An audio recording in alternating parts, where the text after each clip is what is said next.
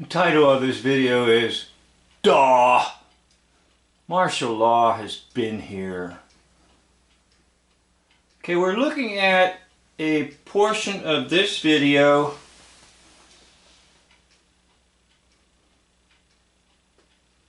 and what they did, they included on this video an official recreation of the events that led to the bombing of Pearl Harbor, and it was put out by the U.S. government.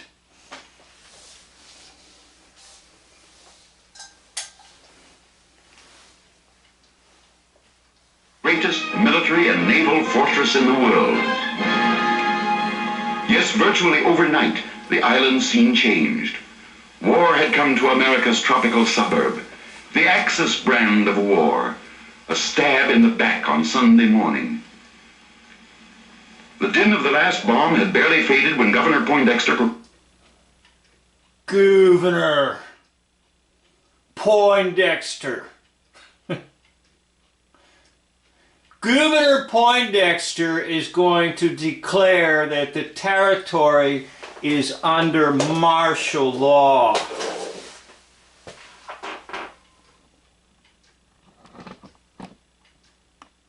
Now, previously in the video, they were showing how the Japanese were spying on the Americans, the Japanese residents in Hawaii. Many of them still retained their Japanese citizenship and were not necessarily American citizens, even though they had the opportunity to expiate, to get rid of their Japanese citizenship. So the island is filled with Japanese who are registered as citizens of Japan. Now, with the so-called bombing of Pearl Harbor, the governor is going to issue the order of martial law.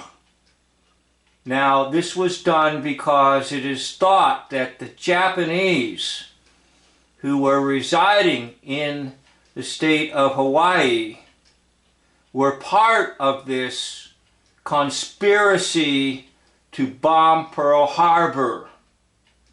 So they will begin to round up Japanese, and some of them will go into prison. Their businesses will be wiped out.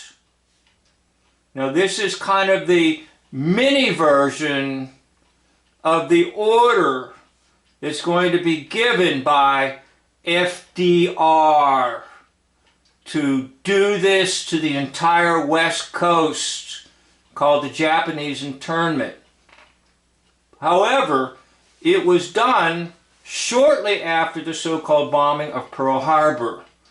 And this video in the propaganda film put out almost immediately after bombing of Pearl Harbor, they're showing you that American citizens, everyone comes under martial law. So I'm going to get to that in just a minute, and I apologize if this is a little bit blurry, but that's the way it is on the video. But it says, in pursuant to the same section, I do hereby release the said territory under martial law. I do hereby authorize and request the commanding general, Hawaiian Department, during the present emergency until the danger of invasion is removed, to exercise all the powers normally exercised by me as governor. In other words, I'm turning everything over to the military. I do further authorize and request that the said commanding general, Hawaiian Department, and those subordinate military personnel to whom he may delegate such authority during the present emergency until the danger of invasion is removed. Okay, now I apologize if you can't really read that. It's coming across blurry on my screen, so it may be blurry on this video. This was one of the first indications to Americans that martial law was present in the United States of America. Now I'm going to get to that in just a minute. I'll let you see a little more portion of this video and I'll talk about that next. Martial law for the civilian population. Okay, martial law for the civilian population.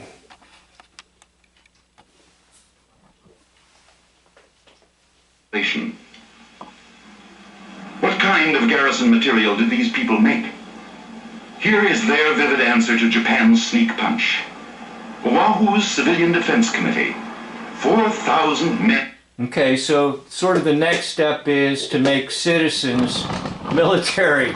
And you round up anybody and everybody that can do a little something to fight this invading force. So in a way, martial law then becomes sort of making everybody part of the military. And indeed they are, because now military code rules the Hawaiian state.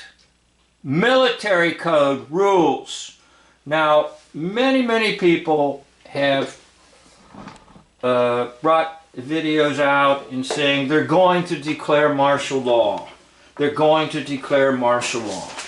Well, I just showed you an example where it was declared in Hawaii after the so-called bombing of Pearl Harbor.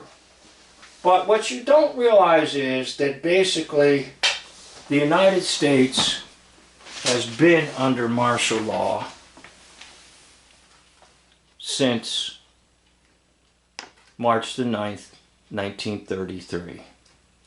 The third month, March, the third, or the third three, the 9th and 33 of 33, March the 9th, 1933, was where the Emergency Banking Act, emergency powers, etc., etc.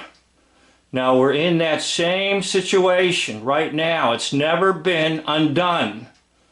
It's just renewed every so often. That basically America is under this provision because it, quote, went bankrupt. And it went bankrupt because of all the nonsense wars. Okay, and all the money was stolen. Now this is a different history than American history in high school, where you sit down and you get propagandized. I'm trying to unpropagandize you, all right?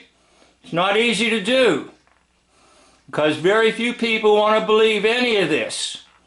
And even at times, I have a hard time with accepting the reality, even what I'm trying to show you and teach you.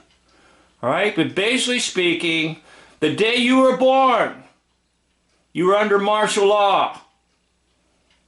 None of these nonsense videos, oh, they're going to declare martial law. It's been declared. You were born into a land that you were under martial law the day you were born. And indeed, I'll dare to say, you'll be under martial law the day you die. Well, you might not want to keep watching my videos, because they could be a little depressing, I imagine. But here's another clue, and it's a simple clue. Walmart. Take the wall, take the letters backwards, L-A-W, Law Mart, Mart, Law, martial law. Well, anytime you walk into Walmart, it's telling you, in a weird sort of way, you're under martial law. And you've been under it since 1933. So what can you do? Well, I'm not saying you can change the situation at all. I don't necessarily try to change the situation.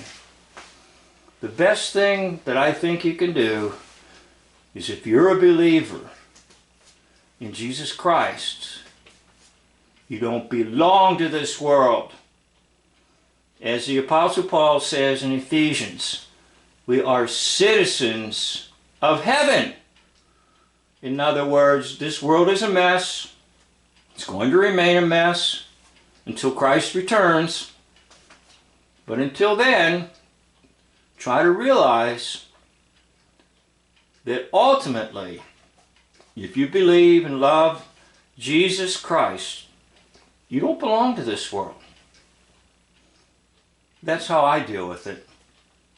Now, you may have some thoughts and ideas about dealing with it. And don't get yourself worked up when you hear people say, they're going to declare martial law. It's been here, dude. Duh. That's why you have the fringe on the flag in the court system.